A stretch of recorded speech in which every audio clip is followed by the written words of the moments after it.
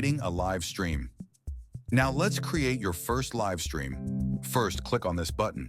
You'll see 3 encoding setup options: HLS, RTMP, and WebRTC. Most users choose RTMP since it's compatible with OBS, and it's completely free.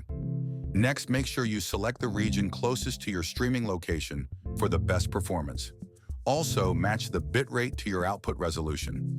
For example, if you're streaming in 1080p, choose the 1080p Akamai preset. Now let's go ahead and create your live stream. Normally, you just enter a name for your stream, but since this is a trial account, I'll show you what it looks like once the setup is complete. After that, click on Encode at the top of your screen to move to the next step.